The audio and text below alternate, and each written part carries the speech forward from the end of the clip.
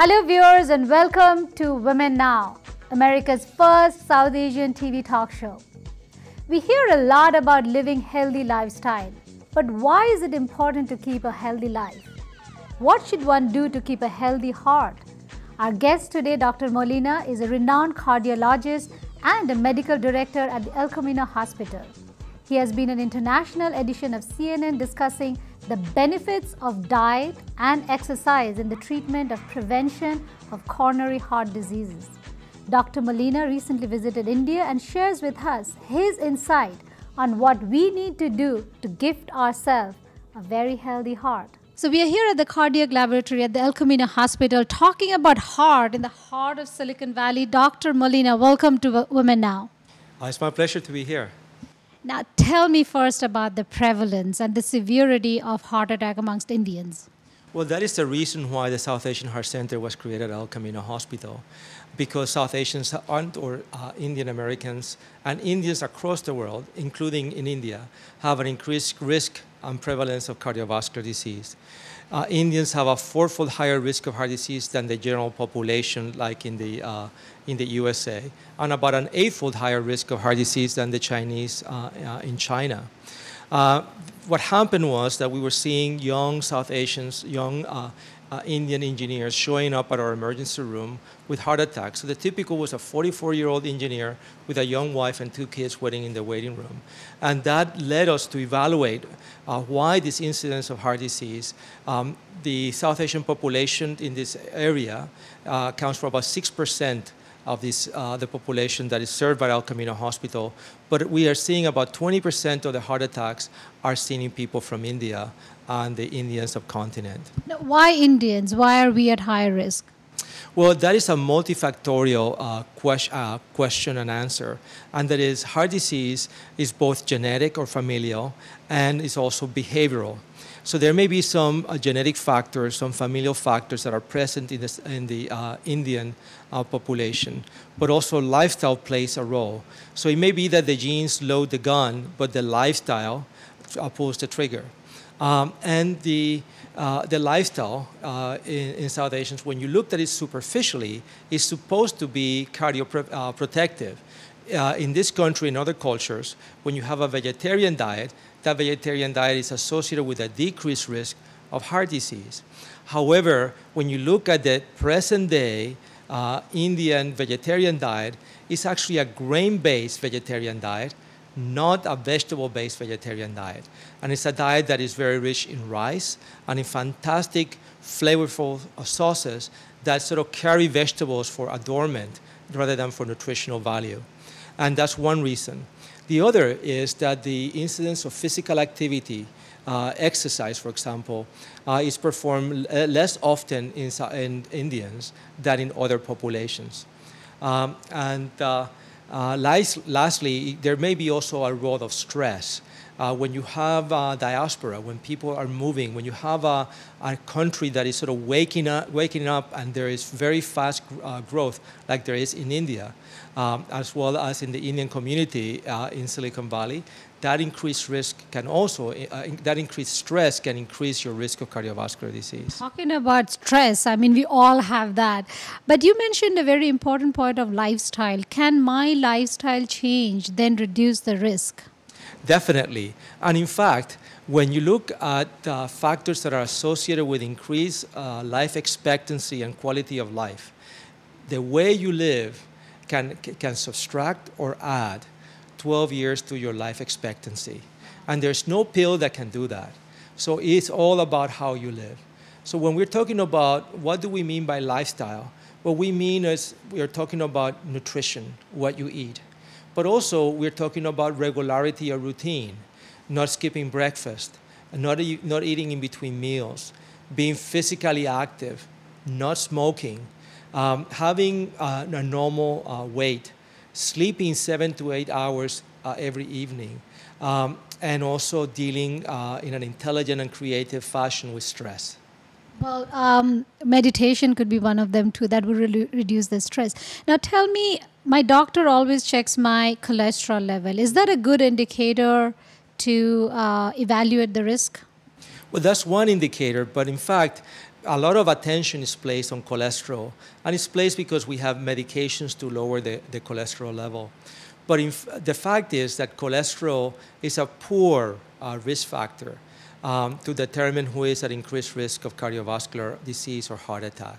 In fact, 70% of people with heart attacks will have the same cholesterol level as the rest of the population who does not have a heart attack.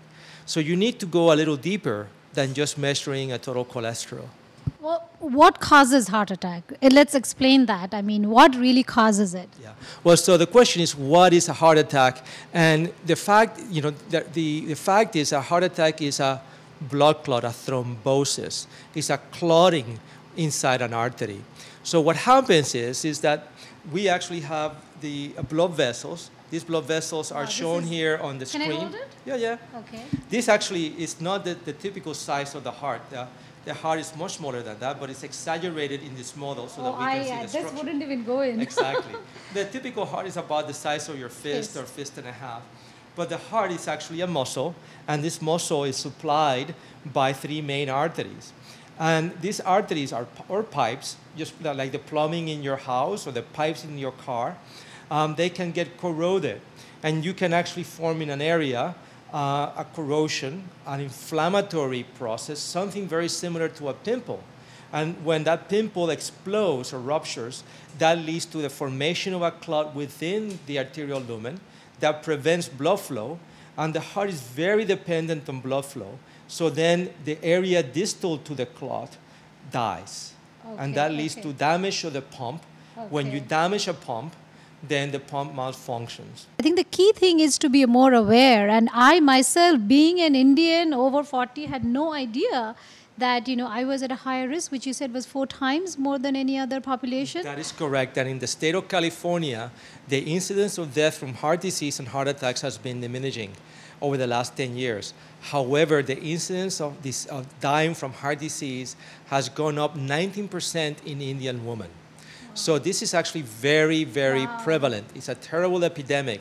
Over 50% of heart attacks occur below the age of 55 in South Asians. So there is a lot of premature heart disease in this population. You have a heart attack at the age of 40, and it can really affect the next 20, 30, 40 years of your life.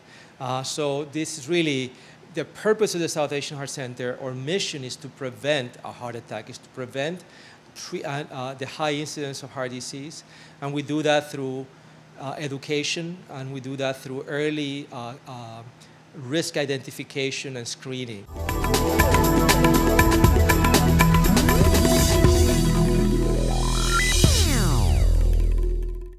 So every time I come to the Camino Hospital, I learn what not to do to my body. I hope you're learning with me along the way. Today, we're going to talk to Priya Dharan. Priya, welcome to WomenNow. Thanks for having me. Now, I know that South Asian Heart Center puts a lot of emphasis on lifestyle change, right? And that starts at a bottom level from food to activities and exercises and well-being and all of that. Can you walk us through what are the different areas that you guys focus on? So our program, for all of the South Asians, we are a preventive program. So our goal is primary prevention to reduce the incidence of heart disease and diabetes in our community. And the nice thing is both these epidemics are preventable, completely preventable. So our approach is not to just kind of sit back and say our genetics are against us, but we can do something with the lifestyle, and our emphasis is on changing lifestyle habits. So we go after the food or diet, we do exercise, and we also focus on stress reduction. Well, that's a lot of change that one has to make to their lifestyle. Now, why don't we focus on food today? Let's see what you have over here. Tell me, what is this? Yes, so if you are like me, we believe strongly that we are all very healthy eaters. And, all that we've been raised with and we are so comfortable with, that's what makes us feel, satiated. And we find that in our Indian diet and South Asian diet, we claim we are technically vegetarian, but it's shockingly low in vegetables. So if you look, we go to almost every party, every gathering, has to have samosas in it. And then the comfort foods of rice and rotis and all the sweets, just the accompaniment of all that. Is it healthy? No, we put a lot of heart into our cooking. A number of us love and enjoy cooking. Everything is around the kitchen table. All our conversations, you will see in most homes, we don't even migrate away from the kitchen area. That's so ironic, because we're trying to give our guests food that we are supposed to show our love for them, and in the contrary, we're actually feeding them things that are harmful. Yes, we might as well, learn about how to make heart-healthy food, because then, I think awareness is very, very key. If we knew that we were not eating right, I think that we would all trade it for better health, right? We would all change our ways, we change our lifestyle. But I will tell you, it is really hard. And that's why one of the things that the Heart Center focuses on is heart health coaching. We have coaches who volunteer their time, who follow up with all our participants and, follow up about all the lifestyle changes that are recommended for them, including diet. Because that's so important. Well, I think it's a lot of mind shift too. If I had guests over and I was serving them not samosas but quinoa, they're not going to like it. But if we can build the awareness around how much more healthy quinoa is, then it would make so much more sense for them to eat that as opposed to a samosa. I think that the other trick is, the heart healthiness is a layer underneath. Heart-healthy food does not have to not taste good. It can be rich in taste. It can be rich in flavor. So I think it won't be very hard to eat heart-healthy at all if we just kind of learn some tips, on how to flavor it, how to spice it up. You can use exactly what you're doing, but just change the underlying ingredients, We're going to move into the kitchen and see some of the recipes and interesting, exciting, heart-healthy recipes. Tell me what you have here. So one of the things I'd like for us to focus on is how our plate looks. So for me, it's a very, very visual teaching guide. If you look at the plate, and most of us, if you're starting off today, if you look at your plate, look down at your plate and see what you filled it with, the bulk of the plate, the center of the plate is full of rice and, rotis. It's just all, it's the grains, it's the breads that we have in the middle. And if there's room, then we'll accommodate some vegetables. And mind you, potato is not a vegetable. A lot of us consider potato a vegetable. A tip is if you could replace potato with a sweet potato, it's much, much better because it has greater soluble fiber and you can develop a taste for it. It's just cooked, it's beautiful in color and, it'll just lend itself very nicely to your plate. So on the plate, what we must focus on is look at it, and then one half of the plate should be filled with vegetables. And the other half, you divide it into quarters, and then, we do 1 quarter with grains and 1 quarter for proteins. The vegetable side of the plate you can go for infinite refills. You can keep on refilling it. You can focus on getting different colors, the colors of the rainbow, green vegetables, just all of that. And interestingly, all this while we're thinking, okay, vegetables are great. We can't do anything about the genes. Let's, get our lifestyle right. But just as late as last year, late last year, I think October or something, a Canadian university researchers there found that increasing the intake of vegetables and fruits can actually change a heart disease gene. And that's really, really powerful. That's huge. That's really powerful, where the science is backing our need to eat more vegetables. And, the thing is to go for variety, and in the grains, to focus on whole grains. Don't do white rice, don't do the, enriched flour. Keep it to a minimum, keep it to a quarter of your plate, and then go for lean meats. Fish is recommended, and if you're a vegetarian, then you do all the legumes and beans and dals and everything, and some tofu.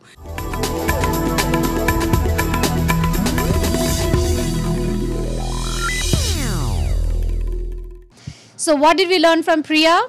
Half your plate filled with vegetables, quarter with grains, and quarter with your protein, which is meat, fish, whatever. And you can refill the half the plate that you've filled with veggies, but not the rest of the other half. So now we are at the kitchen, the demo kitchen of El Camino Hospital, learning how to cook that tasty veggie plate. So we are here with Jeanette and with Shraddha, and they're going to tell us how you can fix that very tasty veggie food. Yes. So tell me what you have here. So today we're going to make a winter vegetable soup and Wow. incorporates tons of veggies. I've displayed a couple here. We have carrots, which are very high in vitamin A, good for eye health. We have the cauliflower, which is a very good source of fiber, soluble fiber. Soluble fiber is what helps to bring down your bad cholesterol, the LDL. We have tomatoes, which are really good for preventing cancer, specifically prostate cancer. And it's very rich in lycopene. So the more that you cook the tomatoes, the more lycopene is actually released. In using cooking oil, ideally we should use a canola or olive oil. For preparation of all of these ingredients, I have the onions and the celery that we're going to saute. But I want you to notice how much oil I use. Wow, that much? That's it. I wouldn't think I could saute anything with that It's a much oil. teaspoon of olive oil. When I cook at home, I use as little salt, as little oil, and I spice up as much as I can. Okay. When you do first your sauteing, you want to make sure that you put your vegetables right in the center of this. And when I start to run out of the juice, or the oil, the liquid, I start to add a little bit of water so that the vegetables don't stick to the bottom. Okay. This way we don't have to focus on too much oil during the cooking process. So what we're going to do today is saute the onion and the celery. Okay. And we're going to add in some bay leaf. Wow. This is fresh from my backyard. Okay. And you add that later. You first put the veggies and then you put the bay leaf. Put the veggies I in. would have done the opposite. Okay. Put the veggies in and put the bay leaf in so that when it cooks, it can start to soak up into the vegetable. And you have all the nice smells. So we're going to wait until this becomes a bit translucent because what we're going to end up doing here is actually blending all of these vegetables together to make it a pretty thick soup. So now that this looks kind of done, can I add this to it? Yep, let's add that all in here. All of it together? All of it together. That's simple. Even my daughter can do this. very simple. Okay. At home, what you can do to kind of speed up the softening process is put a cover or a lid on here so that the veggies can seam and soften. Okay, yeah. Okay. So this looks like a curry by itself. I mean, it's important to know how much you're going to saute this, right? It's not all mushed up. It has its own character, yet it's all soft and done, right? Right. So we want to think this is going to be pureed in a soup. So you can change the texture of your soup by changing the consistency of how your vegetables are cooked. If you like more of a rustic soup, you can keep them a little more crunchy. You can even puree some, keep some that are whole pieces so that it feels like it's a little bit more filling. Great. So what are we going to do to this now? So what we're going to do here is we're going to add our 6 cups of water, but I like to put it in a stock pot because we're going to use a hand blender Okay. to do some blending, and all of this is going to go into the stock pot. I like to season as we go.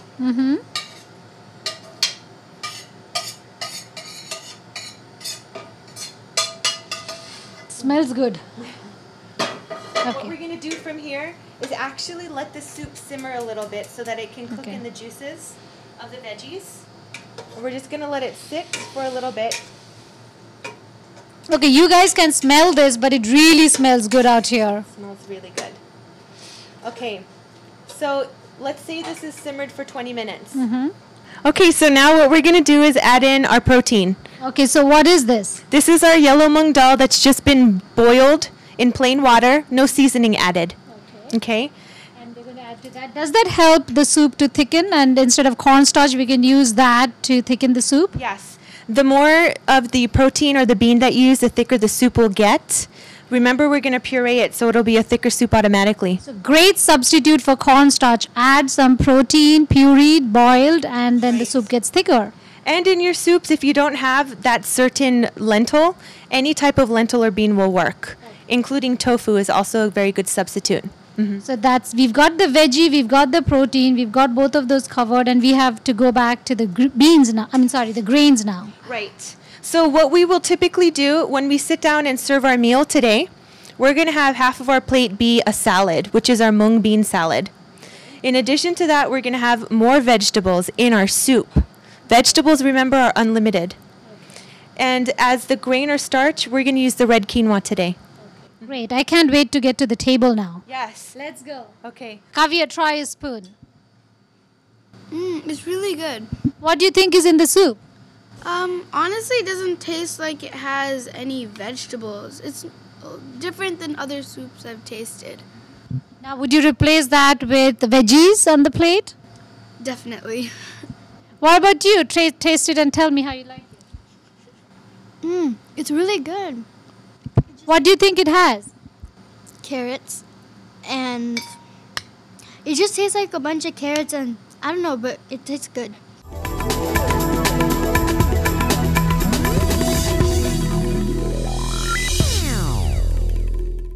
What does it take to be a successful entrepreneur? Well, we'll find out today as we continue our series on TiCon 2012. I have two panelists with me today who are successful entrepreneurs as well, Sakina Arsiwala and Sudhakar Mudu. First of all, let's ask Sakina, what does it really mean to leave your job and become that entrepreneur? So I was an exec team at YouTube, and I left that to start a company, and I got this question a lot, like why, right? So the answer is because I saw a problem that needed to be solved.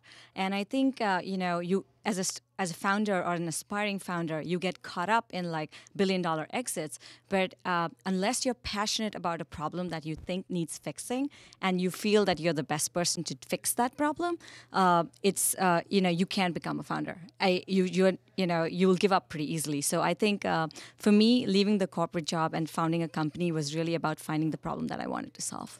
What can you share with our viewers about some of the tips and things along the way that will help them be successful? I think the key ingredient for any successful startup is really the people.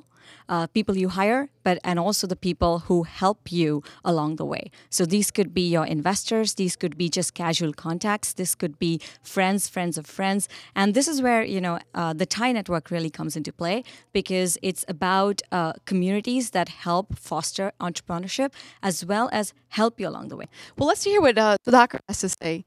You're a serial entrepreneur, and your most recent company was acquired by VMware. Now, one's got to ask, what's behind all that drive? It is hard for when you're in a corporate job to leave the corporate job to start a startup, but sometimes it's easier, particularly in the last 3-4 years. There's so much innovation happening in the cloud, mobile, and social. I think it's probably one of the best times for an entrepreneur to leave and start a company. If you have the right idea, if you have the right problem to solve for customers, I think this probably is one of the best times since last 20 years to start a company. So I would, in a heartbeat, jump anytime from a corporate company to start a startup. Join TI. Maybe you'll be the next successful entrepreneurs. Meet us at TiCon 2012, May 18th and 19th at the Santa Clara Convention Center, www.ticon.org. Hi, I'm GT. And I'm Kavya. And you're watching WomenNow. Remember to eat healthy. That's all we have for you today. Well, remember today, for it is the beginning of always. In the words of Walter Winchell, today marks the start of a brave new future filled with all your dreams can hold. Think truly to the future and make those dreams come true. We'll see you again next week, same time, same place. And don't forget to check our Facebook page and like it.